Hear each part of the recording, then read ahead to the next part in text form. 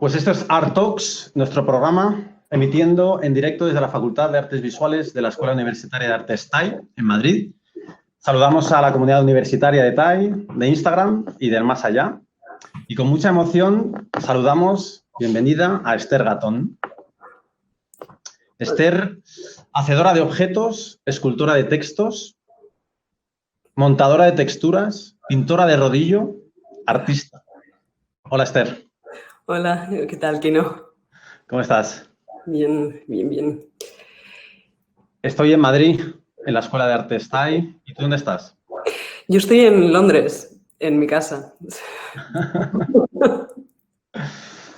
Muy bien, pues el propósito de este programa es acercar a las generaciones, a las nuevas generaciones de artistas, a los estudiantes de TAI o a todas las personas interesadas en el arte, artistas emergentes, gente de las artes que estáis o que habéis emprendido un camino, que es un camino que está todavía por hacer, pero en el que ya habéis recorrido algunos años, ¿no? Y que os habéis enfrentado a algunos desafíos. Y bueno, pues el propósito es hacer ese acercamiento, ¿no? Entre nuestra comunidad de artistas y gente interesada en el arte y gente que ya está trabajando y que nos resulta muy interesante, muy estimulante por vuestro recorrido, por vuestra obra, por vuestras inquietudes, reflexiones. Y bueno, pues estas charlas están pensadas para conoceros un poco más. Yo te conozco hace tiempo. Te conozco hace años, hemos compartido tiempo juntas y bueno, pues a mí me apetecía mucho presentarte, tener un encuentro contigo para que pudiésemos, bueno, pues gente con la que trabajamos aquí en TAI y los estudiantes, pues que te pudiesen conocer un poquito más. Muchas gracias por invitarme y a todas las que estéis escuchando también gracias por apuntaros. A ver qué os parece. Pues Esther, me gustaría empezar por la parte de tu recorrido académico. Bueno, has tenido un recorrido muy ligado a la universidad, has estudiado en diferentes universidades en Madrid, también en Londres. Y bueno, pues has tenido una experiencia, has hecho como un recorrido largo entrando y saliendo de la universidad y me gustaría, lo primero, preguntarte si nos ponemos en ese año previo a tu primer año de carrera, estudiaste Bellas Artes en la Complutense. ¿Con qué intención entraste en la facultad? Bueno, yo no soy de una familia de artistas ni de nada relacionado. Entonces, yo entré un poco al tuntún. O sea, yo recuerdo que quería estudiar Bellas Artes, pero no sabía muy bien para qué. Entonces, recuerdo como en aquel entonces había prueba de entrada, de acceso, ¿no? Que era dibujar un carboncillo. Entonces, recuerdo el año anterior como preparando esa prueba, pero un poco como sin saber para qué en realidad, ¿no? Como que quería hacer la carrera, no sabía muy bien. También son los años previos a la crisis, creo que eran unos años como bastante idílicos, ¿no? Sí, empiezo en Madrid de la Complu en 2006, creo. Y ahí estoy 3 años y luego hice un Erasmus en Bélgica, en Saint-Luc, y luego la Seneca en Barcelona. Y señalo esto porque, como dije yo, empecé la carrera sin saber muy bien, pues, o sea, bueno, me interesaba, pero no estaba familiarizada con el ámbito contemporáneo para nada. Y lo único que pensaba era que lo que tenía que hacer era moverme. O sea, lo único que creo que recuerdo muy, muy claramente en la carrera es darme cuenta como Bellas Artes era como lo menos universitario en el sentido de universal, o sea, como que en cada escuela y en cada profesor era diferente, entonces como que cuanto más me rebotase de un sitio a otro, pues más me iba a enterar como de qué iba la historia, ¿no? Entonces, bueno, pues así resumiendo, estuve como en 3 universidades y además hice 3 veces, me acuerdo, la asignatura de estética, la hice las 3 porque me gustaba y claro, no tenía nada que ver, ¿no? Entonces, bueno. ¿Tú pensabas cuando, en esos primeros años, pensabas o cómo te imaginabas que iba a ser la vida del artista? ¿La tenías idealizada? Dices que no procedes de una familia en la que hubiese artistas. ¿Cómo llegas a esa comprensión de que eso incluso era posible? Bueno, tardé mucho, o sea, y de hecho al principio me costaba porque tenía como muchos prejuicios, ¿no? Y entonces, de hecho, yo creo que no decidí conscientemente hacer carrera porque siempre, pues como todo, o sea, como todo el mundo, ni siquiera como todos los artistas, ¿no? Como que siempre has dibujado, has hecho cosas y luego como que lo dejas de hacer y tal. Y no sé, y cuando terminé la carrera, digamos que terminé en Barcelona y luego volví a Madrid e hice un máster en investigación, un poco, o sea, yo soy familia numerosa y a mí la carrera en aquel entonces pues me salía gratis, entonces como que me podía permitir de repente decir, bueno, pues voy a hacer este máster, ¿no? Y ahí tuve un profesor muy bueno que se llama Ricardo Orcanjada González, que sigue siendo profesor, y de alguna manera me gustó tanto, tenía una asignatura, no me acuerdo la asignatura, pero bueno, era la asignatura que daba él y tal, era una teórica, y digamos que decidí hacer el doctorado con él. Ajá. Entonces, antes de haberme metido en el máster, tuve un año como en el que estaba trabajando y estaba haciendo pues proyectos con colegas, ¿no? Como que hacíamos pues exposiciones colectivas en espacios raros y tal y cual. O sea, como que también fue un año de salir de la uni y hacer un poco el cabra, en realidad. Ajá. Y entonces cuando, digamos que empecé a hacer este doctorado, y creo que eso fue importante, porque mientras hacía el doctorado, digamos que también estaba trabajando. O sea, trabajaba, por ejemplo, en decoración, ¿no? O sea, como trabajos de dinero, trabajaba de intérprete, tal. Uh-huh. Y digamos que en mi doctorado de lo que iba era como de qué hace un artista hoy, ¿no? O sea, como que, pero de una manera como muy cruda, en plan, como para quién trabajamos, cuál es el capital simbólico, y en casos muy concretos, como analizando el caso, pues, un caso específico de Valladolid, que es la ciudad en donde yo he crecido y tal. Entonces, bueno, digamos que cuando empecé a escribirlo, empecé como muy cabreada porque entrabas como en todos estos, en todas las incoherencias que hay en el mundo del arte, o no, ni siquiera incoherencias, porque es bastante coherente, pero, bueno, cosas como sin sabores. Y entonces pensé que estaba escribiendo como una carta de despedida muy larga, ¿no? Como en plan... Y de repente... bueno, de repente no, como conforme seguía escribiendo, empecé a trabajar en una galería de arte de Madrid, en Heinrich Erhardt, de asistente. Sí. Y fue un trabajo, pues, bueno, que, digamos que, o sea, un trabajo, pues, que haces el trabajo como por dinero, ¿no? Y porque te apetece y tal y cual. Pero de repente, como que esa convivencia con el arte, o sea, digamos, como de repente estar 30 días en una exposición y digamos que había un ambiente como muy bueno, ¿no? Como que creo que eso fue como algo importante que me ayudó a entender como el mundo del arte con mucho cariño, como un mundo del arte, entre comillas, digamos decir real, digamos como un mundo del arte en el que las piezas están ahí y afectan el mundo. Entonces, realmente me di cuenta porque acabé el doctorado mientras estaba trabajando ahí. Y al final del doctorado, como que lo que hay es una especie de, bueno, sí hay estos problemas y trabajamos, digamos, pues, para esto y digamos, y al final somos muchas veces publicidad o tal, pero sin embargo, yo creo que como un artista profesional necesita trabajar en paralelo a las instituciones o a las formas que critica, ¿no? Entonces, como que realmente... acabé como muy convencida de que quería hacer esa carrera, ¿no? de artista. Entonces, porque bueno, cuando tú trabajabas en la galería, ¿te surgió el conflicto?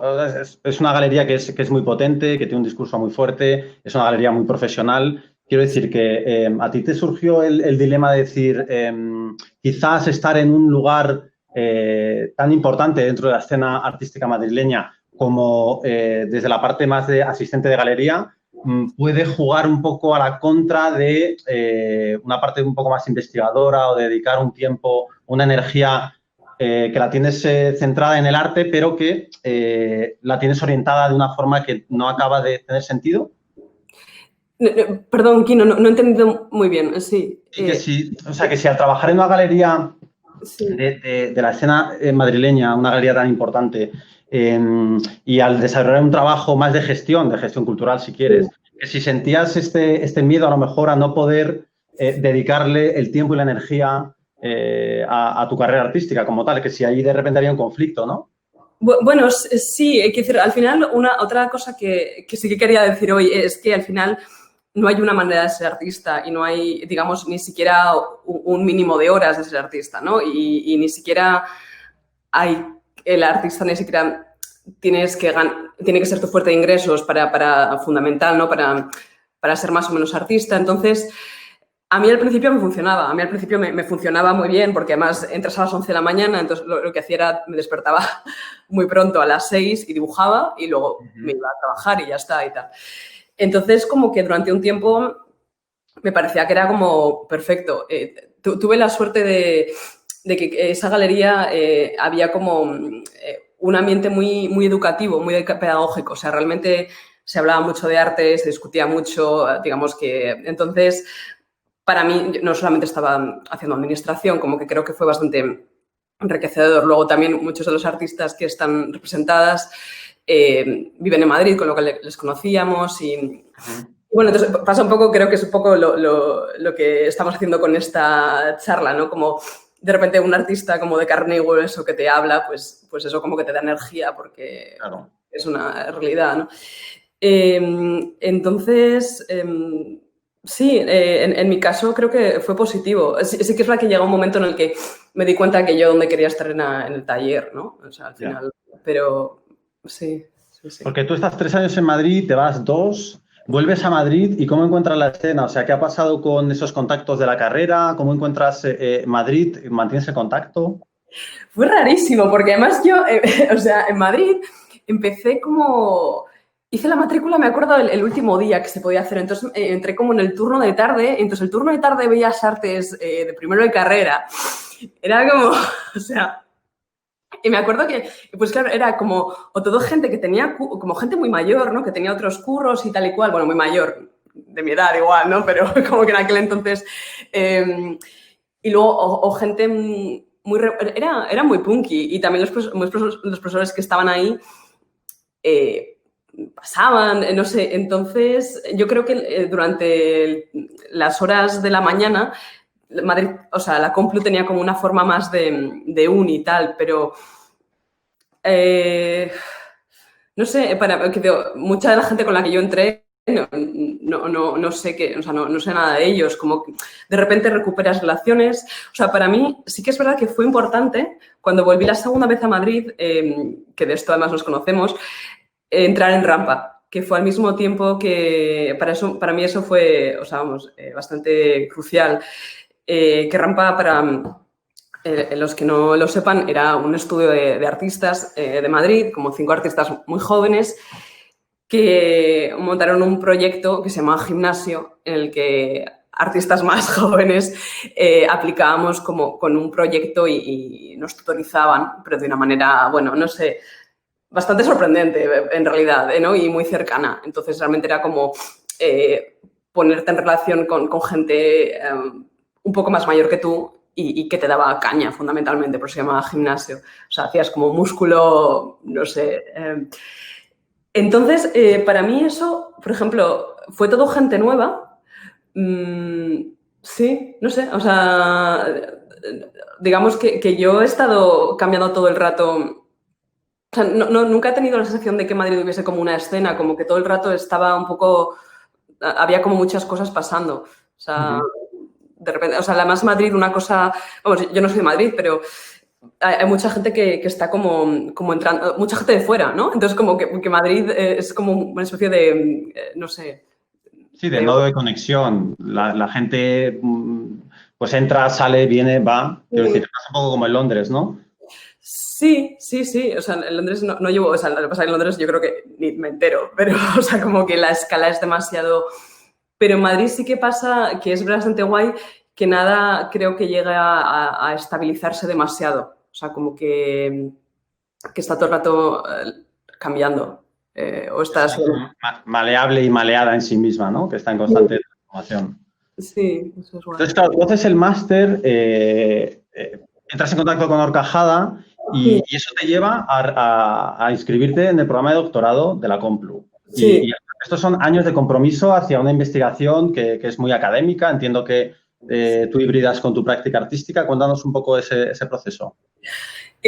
Bueno, para mí el doctorado creo que a mí me vino muy bien, digamos, entender lo que era un doctorado, que es una cosa que es como casi lo contrario a lo que es la práctica artística, que es como, aquí tus ideas dan igual, o sea, todo lo que tienes que decir es como basado en conocimiento anterior y encima tienes que decirlo muy claro para que se te entienda, ¿no? Entonces, es como justo lo contrario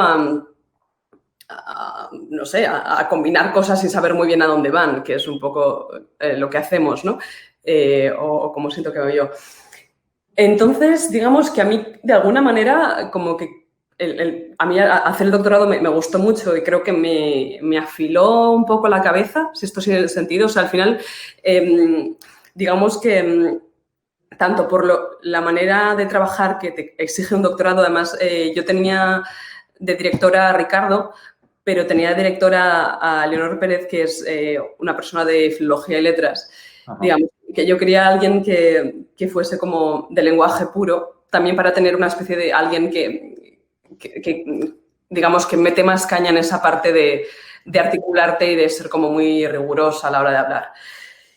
Entonces, para mí, el doctorado, bueno, además un doctorado porque también en esa época estábamos, me acuerdo, hablando mucho del doctorado por la praxis. Entonces, como que era un doctorado en el que incorporabas tu praxis como método de investigación. En mi caso, realmente la praxis que incorporé era mi experiencia profesional, ¿no? Digamos que no incorporaba lo que es la producción pura, sino que era un poco por ejemplo, trabajaba haciendo decoración y entonces era como, vamos a ver si, o sea, cosas muy, muy simples, ¿no? Si como decoradora me piden esto, me pagan esto y yo aplico este conocimiento y porque como artista hago una cosa similar y cobro mucho menos o a otro lado, ¿no? Como, entonces, como que a mí me sirvió el doctorado creo que para ir como muy a la esencia de las cosas, para quitarme un poco, o sea, para quitarle creo que un poco la aureola al artista. De hecho, yo muchas veces no digo que soy artista, digo que estoy haciendo como la carrera de artista porque igual cuando yo estudiaba había como mucha mitología en torno al artista, ¿no? Y era como esta cosa que eras. Y yo creo que esto es peligroso porque creo que es importante darse cuenta de que artista es una cosa que escoges, ¿no? Y que además es algo que escoges y que si tienes la suerte de poder escoger, ¿no? No sé, o sea, por contar una anécdota, en la Complu nos decían que Durero, cuando se murió en el lecho de muerte y tal, pidió que le diesen como papel y lápiz para dibujarse la mano izquierda con la mano derecha. O sea, no, como que era tan artista que era como, te estás muriendo, ¿no? Y yo me acuerdo como escuchar eso y decir, tío, pues yo, no sé, igual prefiero que alguien me abrace, ¿no? Y de repente te decías, igual es que no soy tan artista. No, entonces, esto es una chorrada. Pero lo que quiero decir es que creo que hace mucho daño de repente como romantizar en exceso la profesión porque al final caemos como en explotaciones y caemos, creo que en algunas frustraciones, ¿no? Es muy interesante, Esther, porque en el contexto actual en el que vivimos con tantas restricciones y de repente hay tanta incertidumbre, yo he comprobado que hablando con otros artistas, de alguna forma hay cierto entrenamiento en el artista a convivir, incluso a provocar esa incertidumbre. Y de alguna manera, no sé, en nuestras conversaciones, pues muchos aspectos de los que parecen como que han aparecido ex novo son incertidumbres que nosotros convivimos con ellas, incluso creamos, ¿no? Pero el peligro es confundir la incertidumbre que nos alimenta o que incluso convertimos en el sofá, es decir, esta incertidumbre sofá en la que nosotros estamos cómodas o cómodos para vivir, confundirla con la precariedad que en muchos casos se puede aceptar o se puede entender que es una condición sine qua non del artista, sobre todo el artista que está empezando, el artista emergente, como si el hecho expositivo ya fuese el pago a todos los servicios realizados, ¿no? Entonces, en ese sentido, hay que encontrar ese equilibrio y no confundir las cosas, ¿no? Claro, o sea, al final yo creo que cada caso es muy particular, ¿no? O sea, no se puede asumir que, ¿no? Como que de repente en una exposición todo el mundo cobra menos el artista, que esto es común, ¿no? Pero, sin embargo, claro, creo que cada una tiene como que medir qué tipo de retribución obtiene de cada trabajo, para quién estás trabajando, ¿no? Entonces, realmente creo que es... o sea, que al final, por supuesto, no se puede generalizar, pero sí... no sé, me acuerdo una cosa que hablábamos, era como, bueno, a ver, también la realidad de los hechos es que vivimos como en un sistema de mercado, ¿no? Entonces, al final, los artistas somos como los que hacemos cosas que en general nadie nos ha pedido que hagamos, ¿no? Entonces, yo te comparas con cualquier persona que monta un negocio y es como que se hinchan a hacer como estudios de mercado y tal y cual, entonces es como, bueno, claro, tío, es que a mí esto, por lo menos cuando empecé a trabajar, como que me dejaba bastante tranquila. Es como, bueno, estoy haciendo esta movida que nadie me ha pedido, ¿por qué me la van a comprar, no? O sea, como que también entonces entendías o tenías como que preguntarte que si no era para que te la comprasen, ¿por qué lo hacías? Entonces, pues te lo pasabas mejor con ella igual, ¿no? Pero digo, al final yo creo que las respuestas más simples a veces, no sé, son como las que mejor... Sí, yo pienso que que muchas de aprender a hacer ese tipo de preguntas cuando estás empezando vienen de la comunicación y de las conversaciones que puedas tener con la gente más a mano, ¿no? Con tus compañeros, con la gente con la que montas proyectos cuando estás empezando, ¿no? Como esa coeducación, esa problematización de casi todas las cosas, ¿no? Que te hace darte cuenta, a lo mejor, de preguntas o de cuestiones que a lo mejor en las que no habías caído, ¿no? Y en ese sentido, la escuela de arte, en tanto en cuanto lugar de reunión de artistas o de gente que está formándose, más allá de te diría, de la propia estructura de la universidad, pero el hecho de que es un lugar de reunión, bueno, es un sitio muy propicio para hacerse esas preguntas, ¿no? Que pueden ser compartidas con gente de otras generaciones que a lo mejor están dando clase, pero que es muy importante que sean o sea, que atraviesen la propia generación en la que estás trabajando, ¿no? Sí, sí, total. Sí, porque cada generación, digo, yo ahora estoy contando mi experiencia, pero cada generación o cada momento es muy particular y es guay que menciones el tejido, la comunidad de la escuela, porque eso es fundamental. O sea, y cuando sales de la escuela o sales de tal, sí, o sea, una cosa que creo que es muy importante reconocer es que por mucho que firmemos nuestros trabajos con nuestros nombres, es como que nunca trabajas sola. O sea, siempre trabajas gracias a que tienes colegas, a que tienes profes, a que tienes... Y toda esa circulación de pensamiento, ¿no? Es al final lo que te permite seguir trabajando y lo que te da una posición, ¿no? O sea, sí, o sea, para mí eso es como... Sí, que además es un camino que nunca acaba, ¿no? Esta idea también de ir transitando ser estudiante con ser profesor, con volver a ser estudiante, con volver a ser profesor, ¿no? Estos juegos pues eso, que hacíamos en Rampa nosotros en Rampa decíamos, vamos a encontrar a los gimnastas de los que podamos aprender también, ¿no? O sea, es un gimnasio que presentamos para que la gente se apunte, pero en la que se están generando vínculos y preguntas que van en doble dirección, ¿no? Y en ese sentido, bueno, pues Rampa era ese lugar que daba continuidad a una comunidad que cuando acaba la universidad puede agotarse, ¿no? Y por eso los colectivos o la gente que se junta y hace cosas juntas, pues es, bueno, pues una forma de continuidad. Se cierra Rampa en 2015 y la comunidad de afectos y todas sus ramificaciones continúa, ¿no? De diferente forma, pero de forma muy potente. Me gustaría leerte una cosa, Esther. Vale. Sí. Bis jar karantinia, tigiti, adrenaline kerubin, machine white sun, the softest mat that sees slurp, look, 4, 2, 3 legs, take, azancada op, loop, dup, loop, dup, loop, dup, loop, when I stumble, guanela, arcing sculpture, giro de cuello, movimiento de cabeza, desdén. ¿Qué es esto, Esther? Qué movida, ¿no? Es poesía, tío.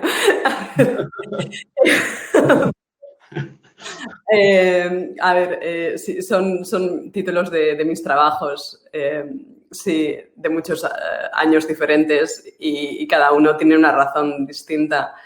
En mi defensa diré que muchos de esos títulos, muchos corresponden a esculturas. Entonces, yo no tengo una manera de poner títulos y mis esculturas nunca, o sea, ni las diseño ni tienen un plan claro. Entonces, digamos que al final son lo que está, ¿no? Con lo cual, al ponerle su nombre, digamos que yo me pienso, en plan, como qué palabras les das, ¿no? Y entonces muchas de las palabras que has leído son palabras que no existen, que simplemente una decisión que tomé un tiempo era, voy a poner las letras que se parezcan a esa escultura o formalmente, o los sonidos que creo que le van bien a esas, o sea, como que añadía la voz a la escultura. Es como si, entonces, como mucho clean, clean, mucho tal, es porque muchas de mis esculturas pues cuelgan o se balancean y tal y cual. Entonces, bueno, sí. Sí, o sea, muchos de los títulos resultan como muy tentaculares, ¿no? Parecen como extensiones de la obra o como un nuevo barniz o una nueva pincelada, un nuevo gesto que aparece también en el título, ¿no? En el título de la obra, que que adopta la forma de texto, si quieres, y tú también, trabajas con el texto. El texto es una forma expresiva dentro de tu obra que aparece de forma recurrente. Bueno, escribiste una tesis doctoral y escribes de forma recurrente textos. Pero me gustaría adentrarnos en tu trabajo, si quieres, con el trabajo más reciente que has realizado en circunstancias muy especiales que, de alguna forma, hacen de reflejo, de espejo, una preocupación que yo entiendo que es constante en tu obra, que es esta idea de la reflexión sobre la forma, de cómo yo doy forma, cómo conformo, cómo deformo y cómo de vuelta mi obra, mi trabajo, también me deforma y me conforma, ¿no? Y esto, una de las manifestaciones que tiene es las imágenes que eliges para mostrar tu trabajo en tu página web, muy habitualmente incluyendo imágenes de montaje, con esas escaleras que estamos utilizando para montar, o piezas que están todavía en proceso, ¿no? Pero me gustaría comenzar, si quieres, por Adrenaline Cherubim, que es, voy a compartir pantalla para que lo vea todo el mundo, que es el trabajo que has hecho más recientemente en Intersticio, que es un espacio, bueno, en Intersticio en colaboración con Scan, que es un espacio en Bethnal Green, el este de Londres, y que, comisariado por Cristina Reins, comenzaste a preparar un proyecto para una exposición colectiva os pilló un poco la pandemia de forma tardía. En España ya estábamos metidos de lleno en ella.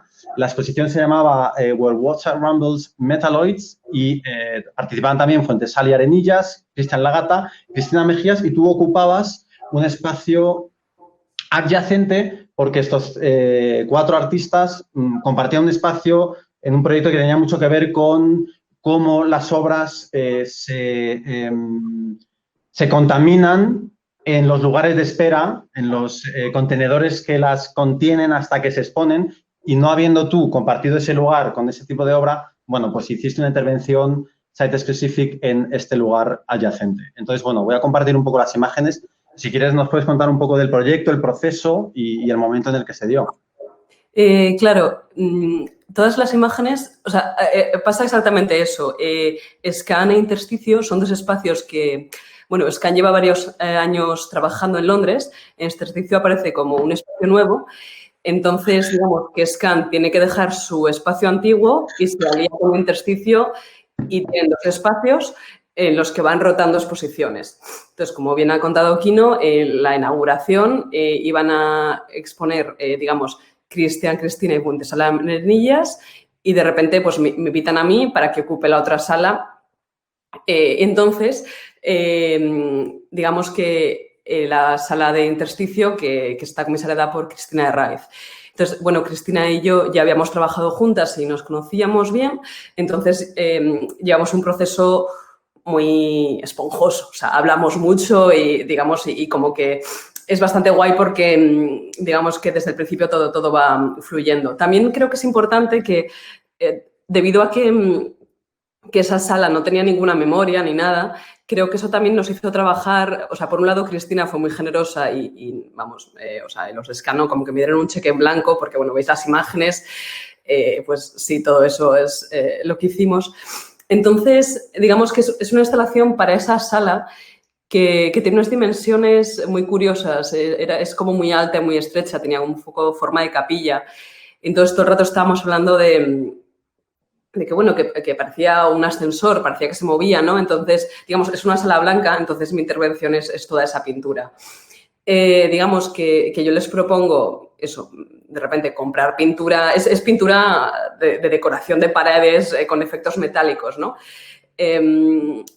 También, digamos que, o sea, por un lado está la reacción a la sala y por otro lado está la reacción a las obras de Cristina de Fuentes Arenillas, porque su exposición, digamos que era de objetos, y entonces, como objetos con mucha textura, entonces Cristina y yo hablamos de que vamos como a invertir esa operación y entonces en lugar de llegar a una sala en la que tú dominas al objeto, ibas a entrar en una sala en la que la superficie del objeto te envuelve a ti, te domina, ¿no? Como que inviertes un poco la relación de poder. Entonces, bueno, ¿qué pasa? Que de repente ya llegan las fechas y esto es en marzo. Y vamos como a inaugurar y la pandemia ya en España está haciendo estragos. Entonces, de repente nos damos cuenta de que literalmente los días de montaje que yo tenía coincidían con los días en los que estaban terminando de montar el espacio, porque el espacio lo fabricaron ellos, o sea, como poner paredes y tal y cual. Entonces, digamos que yo no podía haber entrado a trabajar antes, ¿no? Con lo cual, llego ahí y me pongo como a pintar a contrarreloj, o sea, esto fueron 2 días. Con pintura que habíamos comprado por internet, un poco pues, por los nombres casi, ¿no? Y no sé, y nada, entonces llegamos, lo hago tal, ni siquiera, me acuerdo que estuve 2 días y era bastante guay porque estaba yo trabajando y Cristina, Pedro, Bruce, Cristian y estaban como ellos trabajando por otras salas, o sea, de repente había como una especie de energía muy bestia, mientras el COVID empezaba como a volverse, ¿no? Como a incrementarse en Europa. Total bueno, que decimos que no inauguramos, que no, que en estas condiciones tal y cual.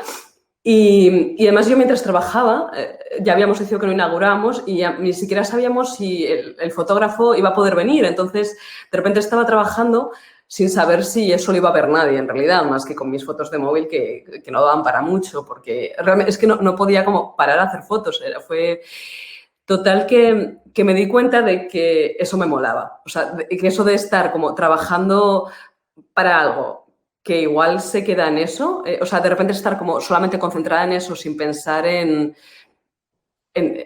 su distribución, era algo que quería como, bueno, que quiero como proteger y conservar en el resto de mis exposiciones. Normalmente cuando estás montando estás pensando en la inauguración, tal y cual. Entonces creo que eso fue bastante guay. Luego, lo que pasó también es que, bueno, pues no inauguramos, entonces tampoco hubo prisa por el título ni por el texto. Entonces, como que el título, que es Adrenalin Querubín, lo puse 2 semanas después y el texto Cristina también lo escribió como con tiempo. Y entonces, ese título realmente fue porque Adrenalin, me parecía que la exposición estaba hecha de adrenalina, ¿no? Como que es de estas cosas que con el tiempo lo ves y dices, bueno, claro, es que además estuve 2 días, ¿no? Entre el primer día y el segundo. Mi abuelo falleció también por causas relacionadas con el COVID, entonces de repente como que todo era un poco, o sea, sí, o sea, falleció, pero al mismo tiempo me pareció como muy bonito encontrarme, bueno, entre amigas, en realidad, trabajando en esto. O sea, entonces, bueno, había muchísima adrenalina. O sea, era como, esto no está hecho de pintura, está hecho de adrenalina. Y querubín me parecía, bueno, me apetecía poner una palabra en castellano y que fuese como un poco chorras, en realidad, pero también como el querubín, bueno, son estos ángeles así como regordetes y tal, porque me parecía que también había un poco como de broma en el proceso, ¿no? Como Entonces, bueno, no sé, Kino, si tienes preguntas concretas o algo. A ver, estaba recordando una reflexión muy interesante que hiciste a partir del título, Sí. cuando explicabas la razón por la que entra la palabra adrenalina, toda la adrenalina que volcabas en el proyecto, que procedía de algo para mí muy bello y también muy contraintuitivo y muy interesante, ¿no? Y es que tú te enteras del fallecimiento de tu abuelo y de alguna manera tienes una vivencia celebratoria, ¿no? Mm, Creo que lo cuentas en alguna entrevista, ¿no? De eh, cuando se presenta la muerte de forma inesperada y de forma tan pesada como siempre se presenta, de alguna forma a ti te llevó a una celebración de la vida, ¿no? Es como esta idea un poco anglosajona, porque los entierros anglosajones y los funerales anglosajones hay una parte celebratoria que en España no tenemos, pero en los funerales allí se toma una copa y se puede acabar fácilmente en bolingueo. Yo he estado en alguno en Inglaterra y hay esa parte celebratoria que me parecía o que te he leído en esta entrevista, me parecía, bueno, que tenía mucha fuerza, ¿no? Y, y bueno, y también, o sea, eso por un lado, ¿no? Y mm. por otro, me ha parecido también muy interesante de este proyecto como esta idea de trabajar un poco a ciegas, con esa incertidumbre que llega al extremo de no saber si se va a estrenar, de no saber si se va a ver y de asumirla y de aceptarla como una invitación a algo que tú dices en algún texto y es a transformar las formas de los haceres, ¿no? Y entonces, bueno, mi pregunta un poco más concreta sería, ¿de qué forma crees que este proyecto ha alterado esas formas que tú que son, que se transforman mucho porque utilizas muchos tipos de materiales, ahora vamos a ver algún otro proyecto, pero este proyecto, ¿en qué manera crees que ha alterado tus formas de hacer? Sí, es una buena pregunta y me ha gustado mucho lo que has mencionado. Creo que sí, o sea, este proyecto lo que me ha dado es como más confianza para hacer una manera de hacer que creo que ya estaba haciendo, porque me explico, al hacer escultura, una cosa que ocurre es que la escultura siempre está muy, o sea, rodeada de un contexto específico y realidad. Entonces, cuando haces una escultura en el estudio y la sacas, es como que sacas a un animal de su hábitat, ¿no? De repente ya no funciona. Entonces, digamos que es importante como, bueno, como saber una cosa que digo, es como yo en el estudio como que caliento, ¿no? Y luego en el espacio expositivo como que juego el partido, ¿no? Ahí como que llegas y no, y vas como, o sea, que decir, yo no tuve ningún diseño, o sea, y digamos que los litros de pintura fueron un poco a huevo. También era, o sea, hay que confiar creo, en la energía. Creo que llega un punto en el que no hay que ponerse filtros ni límites, o sea, es decir, no es llegar o sea, no es llegar como a ver qué pasa, porque sí que es verdad que Cristina y yo antes de esto tuvimos como un intercambio muy constante y muy, o sea, todo el rato estábamos como hablando y pasándonos imágenes y tal, pero no fuimos con ideas fijas, ¿no? O sea, como que íbamos ahí, también era guay, Cristina venía, daba una opinión, llegaba Pedro de Scan, decía otra cosa, tal. Entonces, de repente, todo eso está como en una sopa de mucha gente, ¿no? Entonces, porque muchas veces cuando tienes ideas, de repente solamente ves tus ideas y no ves nada más. Sin embargo, o sea, cuando no tienes ideas, no es que no tengas nada. Tienes muchísimas cosas, pero no estás empeñada. No estás empeñada en algo, ¿no? Entonces, respetas más, creo, el contexto y todas sus posibilidades. Y al final, por ejemplo, yo imaginaba que iba a tener como más tiempo y no lo tuve. Entonces, o sea, por ejemplo, un entrenamiento que tuve para esta pieza es que me estuve chupando tutoriales de amas de casa que te explicaban cómo dar el efecto brillo bien y tal. O sea, como que tiene su salón así como... Entonces, bueno, yo me los veía y lo hacía hacer, ¿no? O sea, como pero luego llegas ahí y dices, bueno, es que igual esto no va de hacer el efecto brillo bien, igual de repente... Entonces, bueno, si quieres, vete, hay un proyecto que se llama Las Virtudes. Espera, Esther, es que antes de mover a otro proyecto, hay una frase que que te leo, que habla muy bien de todo esto que estás hablando, que me parece muy poética y que tiene mucho poder, ¿no? También para cuestionarnos las formas de hacer, ¿no?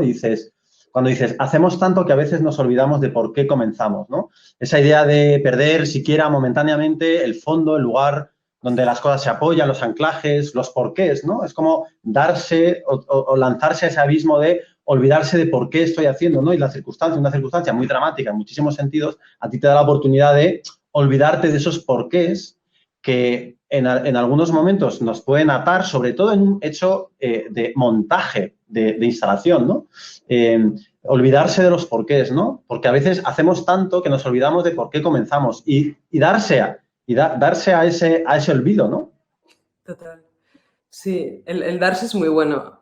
O sea, y sobre todo o sea, también esto suena un poco contradictorio porque se supone que como artista tú tienes como la agencia, pero realmente yo muchas veces hablo de que no es que tú escribas la escultura, sino que ella te escribe a ti, ¿no? Entonces, como que es más, tú estás ahí y estás un poco como dejándola, o sea, te estás como jugando y... Entonces, bueno, sí, o sea, queremos que no pensar que una tiene como dentro unas, ¿no? Como algo que tiene que imponer, sino que es más bien al revés. Es como, bueno, el poliestireno, el barro, todos estos materiales ya tienen potencia, ¿no? Es como más como intentar sacar eso. Lo que iba a sugerir, digo, por hablar de lo de... Es la foto más abajo roja. O sea, arriba, esta es, sí. El patio herreriano. Sí, esa expo, o sea, por ejemplo, esos colores que ves son los colores de la estufa que tenía... Ah, no, ese link está mal, perdona. Bueno, pues bueno, así lo corrijo. Entonces, tienes que ir a las virtudes en la izquierda. O sea, los colores rojos, sí. Aquí. Esa es. Ahí está. Vale, pues ahí hay fotos tanto de mi estudio como de la instalación. Entonces, esas son las piezas que estaba haciendo en Madrid, en mi estudio en invierno, porque la exposición fue en abril. Y entonces estaba, como hay silicona, ¿no? Entonces estaba siempre con la estufa al lado para que catalizase. Entonces me di cuenta de que esas piezas las tenía que poner como el color en el que habían aparecido, porque si no me las cargaba, ¿no? Entonces toda esa especie de colores como tan molones realmente son como la reproducción de una estufa casera y un poco luz natural y tal y cual. Y de hecho las estructuras estas son la altura, o sea, son las dimensiones exactas de mi estudio, que era 1,80 m, es un estudio bastante bajito. Por lo mismo, porque era como, es que esta escultura tiene un hábitat, o sea, es que está al final de eso. Y entonces, como que cuando vas a montar la expo tienes que llevar la tortuga con el terrario, ¿no? Porque si no es que... o sea, a veces funciona, pero es difícil. Es difícil. Sí. Esther, tú utilizas una gran gama de materiales que, bueno, son habitualmente muy maleables, viscosos habitualmente también, utilizas textiles, hay como cierta fragilidad y maleabilidad en esos materiales y además le das como esa preponderancia a sus cualidades, a sus fragilidades que no tratas de esconder, o sea, los materiales más sólidos que utilizas, a lo mejor los metales, están presentados de tal forma que hay veces que se sostienen de pie, pero casi de milagro, ¿no? O cuelgan de cuerdas muy finas. Incluso en alguna ocasión incluyes la lista de materiales como parte de, pues en Gluck, por ejemplo, incluyes la lista de materiales como parte de la documentación, ¿no? A ver si Slurp, a ver si la encuentro. Aquí la tengo. Por ejemplo, si uno visita esta página web en la que aparece la documentación de este proyecto, de Slurp Gluck, una de las imágenes es esta lista, ¿no? En la que muestras hierro oxidado, masilla para reparar carrocería, masilla para hacer manualidades que endurece al aire, oxidante y artificial, resina, epoxi, pigmentos, azul transparente, pintura en spray de los colores oro azteca, azul Tennessee, oro rosé, champán, perla, grafito rojo y violeta, junto con el clima de Londres, febrero-julio. También malla de alambre para apoyos, escayola, arpillera, resina y pigmentos, instalación site-specific. ¿Por qué esta apelación tan cruda a los materiales en su crudeza literal? Bueno, porque eran muy importantes.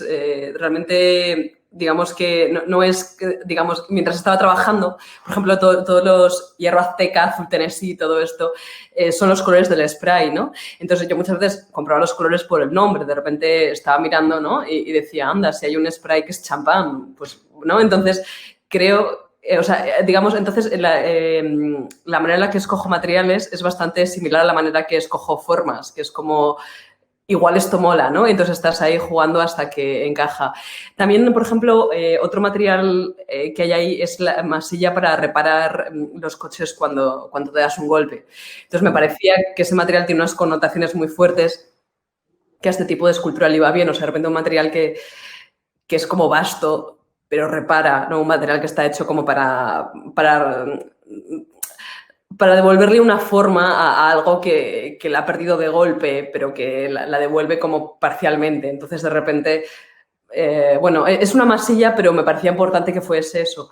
Luego, por ejemplo, muchos de los colores que meto de spray son colores de coche, de pintar coche. Y eso lo empecé a hacer porque me gustaba utilizar colores que estaban pensados para ser vistos a velocidad, ¿no? Entonces, digamos, entonces me gusta, es como, digamos, el color no es solamente el color, es también como sus condiciones, ¿no? Y entonces, de repente, estos colores como de tuning y tal, son como colores que incorporan esa especie de ¿cómo diría yo?, de acelerón, ¿no? Entonces, mis esculturas, bueno, si tiemblan un poco, todavía no corren, pero me gustaba como que incorporasen esa especie de, bueno, es que las tienes que mirar como casi como si pasasen rápido, ¿no?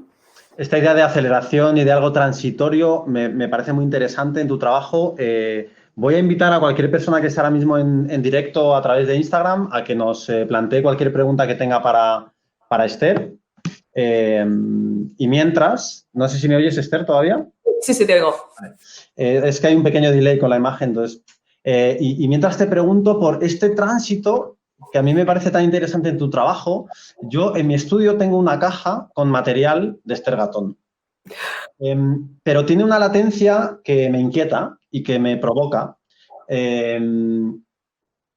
Procede de una instalación, de una exposición, pero no acaba de mostrarse como una pieza, pero de alguna forma sí lo es. Y me pregunto si este viaje o si esta latencia que contienen los materiales que transitan tu estudio, las instalaciones y que luego en muchas ocasiones vuelven a tu estudio, pareciera que los materiales se conforman como piezas cuando se instalan y en qué se convierten cuando vuelven. ¿O se convierten, están transformados esos materiales? ¿Cómo te relacionas con esa o latencia o ese tránsito?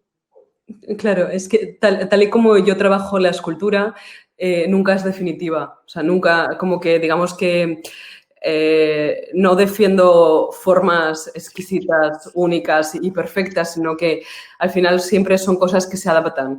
Y esto no quiere decir que sean random porque bueno, digamos que escojo mucho cada forma, pero digamos que muchas de mis piezas, digamos que o se han roto o las he roto o las he transformado y casi esto me gusta. O sea, muchas veces cuando piensas como en las muchas vidas que tienen tus piezas, ¿no? Entonces, sí, me gusta que hables de latencia porque creo que, o sea, una cosa creo que es importante y creo que esto lo aprendí en Bellas Artes muy al principio, lo importante era que era como saber cuándo parar cuando estás trabajando. Entonces, creo que siempre es antes de que la obra parezca acabada, porque así, o sea, y esto me acuerdo con los dibujos, ¿no?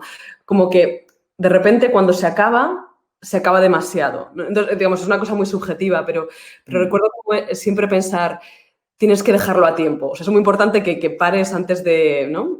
Y entonces cuando de repente, perdón. No, perdona, continúa. Pues, o sea, de repente pasas y las pones y ya las has hecho y de repente está muy hecha, como que mola de repente como poder cambiarla, ¿no? Sí. Sí, como si la pieza se ahogase de alguna forma en todas sus posibilidades, ¿no? Como si ese cierre completo la condicionase, ¿no? A lo mejor hacia lugares más específicos o menos ambiguos, no lo sé. Hay un proyecto que a mí me resultó muy interesante y que creo que contiene varias de las problemáticas y de las estrategias, quizás, no sé si estrategia es una palabra adecuada, pero de las tecnologías que tú desarrollas en tu trabajo, en tus procesos, y es, ¿cómo se llama? Rebotantes. Sí. Rebotantes que tiene un nombre. Tirititi. Tirititi. Tirititi. Os lo voy a enseñar. Works. Sí. Que los colores está en Works, pero... A ver, aquí a este ratón que me cargue. Se expuso en La Casa Encendida. Este de aquí. Y, bueno, eran unas esculturas. Bueno, si quieres, presenta tú o habla tú de ello. Claro, esto es una exposición que tuvo lugar el año pasado en la Casa Encendida, que se titulaba El hecho alegre. Entonces, la comisaria Tania Pardo me invita a que yo parasite la exposición, ¿no? O sea, digamos que en lugar de pedirme una obra específica, me dice que la parasite. Y de nuevo, tengo bastante suerte porque como que en diálogo con ella, digamos que ella va trabajando en la exposición y yo como que le voy presentando posibilidades, incluso materiales. O sea, de hecho, me acuerdo una vez que tomamos un café y yo aparecí como con un cacho de látex, ¿no? En plan, voy por aquí y tal.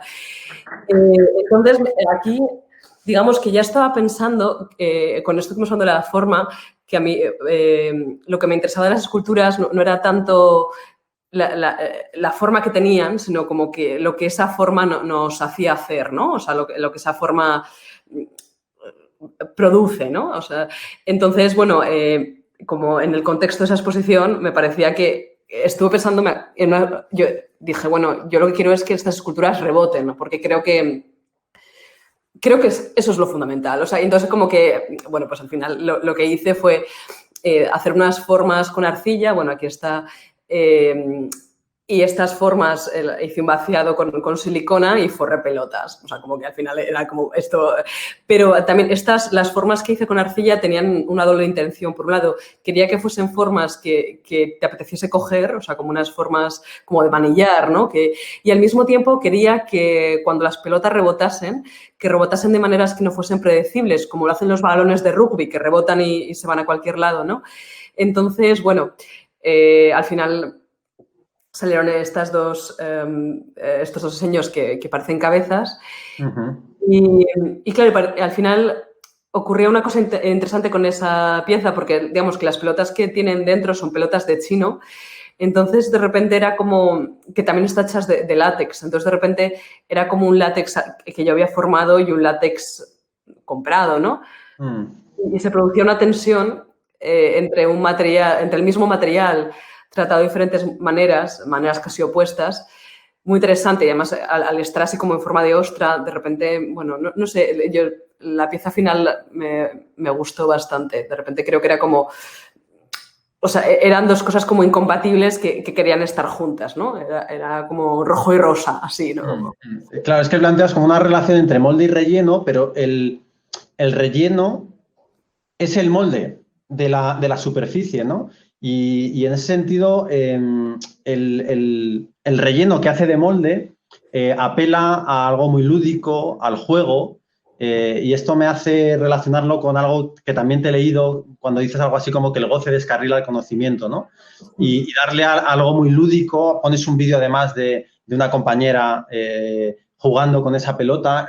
Yo recuerdo que esas ostras cambiaban de lugar en la exposición y darle a ese goce, a ese juego, a ese algo tan lúdico, la categoría de molde, ¿no? a lo que la superficie se tiene que adaptar, ¿no? De forma superficial parecían esculturas mucho más pesadas y cuando te agachabas y descubrías que lo que contenían, lo que le habían dado forma eran pelotas de bazar, pues claro, de repente generaba una fricción muy grande, ¿no? Tenemos alguna pregunta que nos hace el foro de internet. Alberto Arribas te pregunta que cómo entiendes el concepto de escena o generación a la que creas pertenecer y que si crees que tiene vigencia. Aquí, a ver, bueno, la escena y la generación creo que es una cosa que se habla, o sea, está vigente. Creo que es importante, o sea, creo que es importante no momificarse. O sea, creo que muchas veces las escenas cuando se construyen no son desde las bases, sino que se construyen a veces desde fuera, ¿no? O sea, muchas veces como vamos a construir la escena madrileña, ¿no? Vamos a construir por motivos que no sé si benefician a los artistas los primeros o la cultura. Entonces, sí que creo en el tejido y creo en las comunidades de afectos y eso es crucial. Pero creo que, en mi caso, sobre todo en un mundo como ahora, o sea, esto suena como a comentario de abuelo cebolleta, ¿no? Pero que todo está tan conectado, digamos, que no creo que existan tanto como escuelas, ¿no? Sino que además estamos como todo el rato en tránsito. Entonces, yo soy un poco enemiga de pensar que hay escenas específicas, porque creo que de repente cuando hay una escena, cuando hay una familia, se crean normas, se crean dinámicas y entonces ya de repente eso ya pierde posibilidades porque ya cree que es algo, ¿no? Entonces yo prefiero pensar que en cualquier caso, si existe una idea de generación, lo suyo es como luchar contra ella, ¿no? Como ponerla a prueba y, no sé, pienso que es más interesante intentar que nada coja una forma muy definitiva, ¿no? O sea, como que estoy un poco...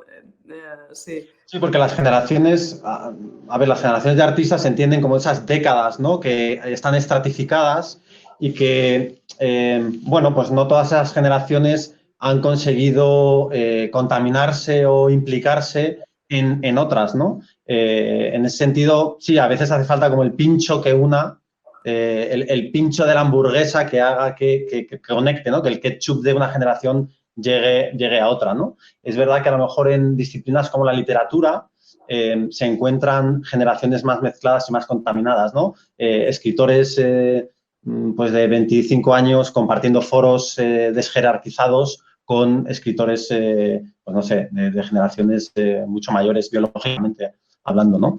¿Tenemos alguna otra pregunta, Esther? khdael.u nos pregunta que si buscas que la gente sea consciente de la importancia del proceso de la obra o es algo que se queda contigo que no tiene por qué reflejarse en el resultado final. O sea, cuando yo exhibo mis obras nunca llevan texto explicativo. O sea, en ese sentido nunca lo revelo. Creo que en todas las entrevistas que doy yo, bueno, tampoco hay muchísimas, ¿no? Pero digo, cuando hablo un poco públicamente sí que hablo mucho de proceso, pero es que yo creo que siempre, al final, los procesos, los exhibas o no, están. O sea, que al final creo que las maneras de hacer son muy cruciales, ¿no? Y digamos que es que no es lo mismo llegar a un color rojo a través de, yo qué sé, de un ordenador que de unos pigmentos. Y creo que eso...